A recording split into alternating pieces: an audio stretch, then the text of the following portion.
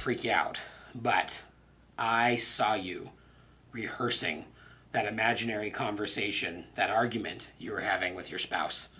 I saw you. I know you do it. I know you just this morning were imagining how you would tell off that boss of yours, or how you would love to tell your kids what you really think of who they're dating. I know that you and I are constantly rehearsing and imagining all these conversations about what we would love to say to people if there were no rules and no consequences.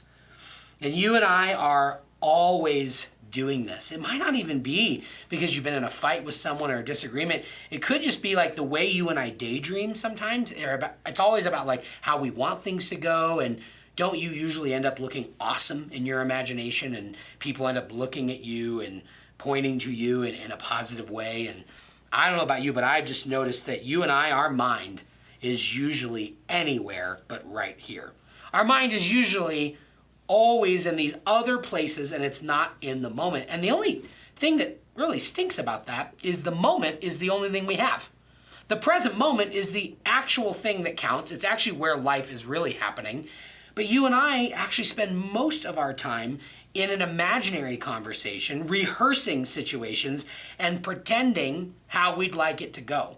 And then, of course, to wind down in the evening, we turn on Netflix and go to imaginary situations. I mean, we spend, if you're honest, if I'm honest, I put myself in this situation and circumstance too.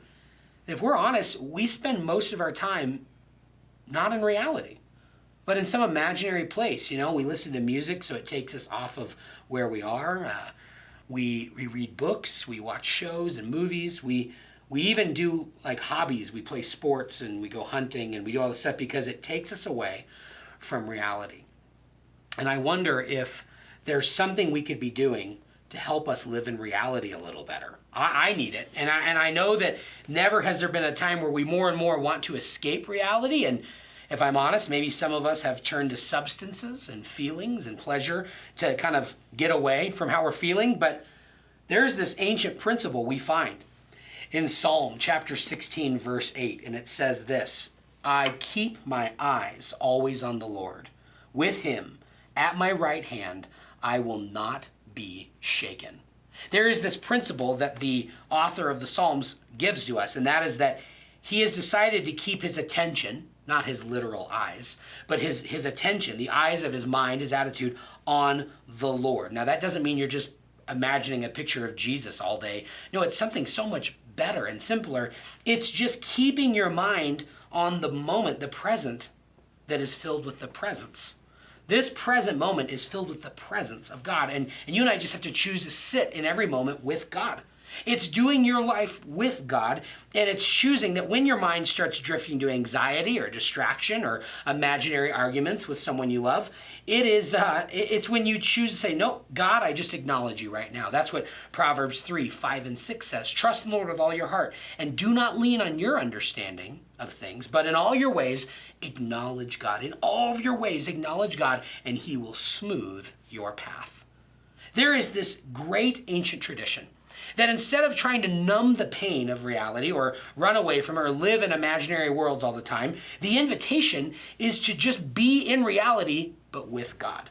Fully present and acknowledging God, keeping your eyes always on the Lord, because if he's at your right hand, you will not be shaken. That's how we overcome our temptations. It's not just through raw willpower, but it's by acknowledging God when we're tempted. The way we don't react or blow up on people we love and say things we shouldn't, it's not because we're just going to be that smart next time. It's because we're going to be acknowledging God when we're speaking to our loved one. See, it's just this change. And what I invite you and I to think about is if we're going to really enjoy Christmas this year, and you're really going to be Christmas strong with us, you and I are going to have to put our attention somewhere else, because something else is going to go weird or wrong, and someone's going to say something about politics that's really not going to help the dinner go forward. And you're not going to get the present you wanted or the attention you wanted or the text message you wanted. And you might not even get the bonus you wanted. But if you acknowledge God, if you will set your mind on the Lord, put the Lord always before your attention, he'll be at your right hand, and you don't have to be shaken. God is the eternal present that we live in. And it's not that he makes our problems always go away, or just by thinking spiritual thoughts, our problems are going to vanish. But I know, because of my own life when I've tried this, and because of the ancient practice we see again and again in the scriptures, that when we do this, we find a strength not of our own. We find paths we would have never seen by our own creativity and intelligence, and we find opportunities that are usually kept from us because our attention is on all the wrong things and is focusing in all the wrong places. May you and I, this Christmas, keep our eyes always on Christ. With him at our right hand, we do not have to be shaken.